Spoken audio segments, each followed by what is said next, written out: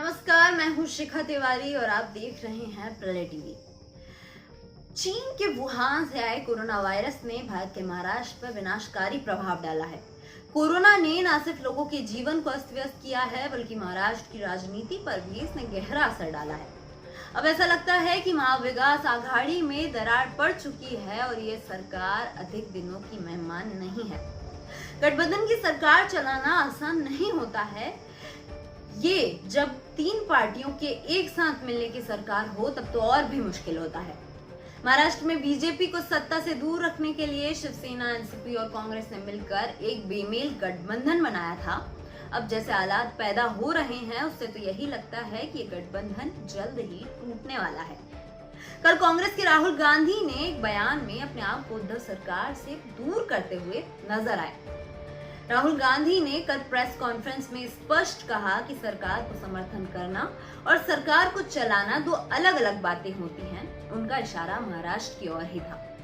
राहुल गांधी ने कहा कि पंजाब, राजस्थान, छत्तीसगढ़ और पुडुचेरी में कांग्रेस की सरकार है, जहां हम अपने हिसाब से फैसला कर सकते हैं, लेकिन महाराष्ट्र में गठबंधन की सरकार है, जहां पे कांग्रेस सबसे छोटा दल है।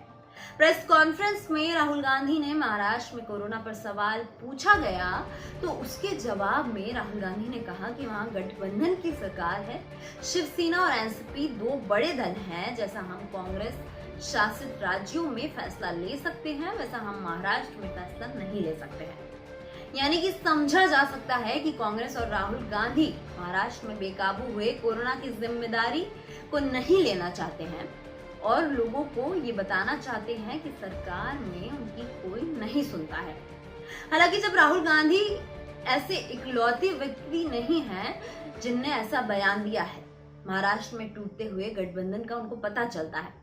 एनसीपी सुप्रीमो शरद पवार का भी उद्धव सरकार के साथ तल्खी सामने आ रहा है। हालांकि ये सभी को पता है कि भले ही सीएम पद के उद्धव बैठे हुए हैं, पर असली राजनीतिक ताकत शरद पवार के ही पास है। एक तरफ जहां सीएम उद्धव कह रहे हैं कि लॉकडाउन बढ़ाया जाना चाहिए, तो वहीं शरद पवार का कहना है कि बड़े शहरों को खोलना अति आवश्यक है। कई मुद्दों पर तो शरद पवार मोदी सरकार के फैसलों की तरफ दिखाई दिए हैं, जबकि सीएम उद्धव उसके विरोध में थे। रेलवे द्वारा मजदूरों को वापस उनके गृह तक पहुंचाया जाने के मामले पर भी ये दोनों एक दूसरे के खिलाफ नजर आए। एक तरफ जहां उद्धव रेलवे और रेल मंत्री को और अधिक ट्रेन उपलब्ध नहीं कराने का आरोप लगा रहे थे, तो वहीं दूसरी तरफ शरद पवार उन्हें धन्यवाद देते हुए नजर आए। यही नहीं, शिवसेना और कांग्रेस रेल मंत्री पीयूष गोयल पर आरोप लगाते हुए नहीं दिखे, तो वह एनसीपी के प्रफुल्ल पटेल उन्हें धन्यवाद करते हुए दिखे। कांग्रेस के कई नेता हैं जो गठबंधन से खुश नहीं हैं और महाविकास आघाड़ी से अलग होना चाहते हैं। संजय निरुपम का नाम इसमें से सबसे पहले आता है और वो कई मौकों पर उद्धव सरकार की आलोचना करते हुए दिखाई दिए हैं। उनके कई बयान हैं जो महाविकास आघाड़ी में दरार के संकेत मिलते हैं। निरुपम ने स्पष्ट कहा था कि कांग्रेस के पास प्रशासनिक अनुभव है, लेकिन महाराष्ट्र सरकार लाभ नहीं उठा रही है।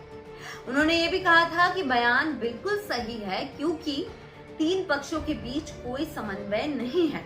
निरुपम यहाँ तक कि कहते हैं कि मुझे नहीं लगता कि महाराष्ट्र सरकार अधिक दिनों तक चल पाएगी। उनके बयानों से ऐसा लगता है जैसे उद्धव ठाकरे सरकार की किस्मत लिखी जा चुकी है और महाराष्ट्र में एक बड़ा राजनीतिक उलटफेर देखने को मिल सकता है। कांग्रेस के वरिष्ठ नेता और महाराष्ट्र के पूर्व मुख्यमंत्री पृथ्वीराज चौहान ने भी उद्धव सरकार को प्रवासी मजदूरों के मामले पर कोसा था। यानी अगर घटनाओं को समझें तो उद्धव की सरकार अपना अंतिम दिन ही गिन रही है।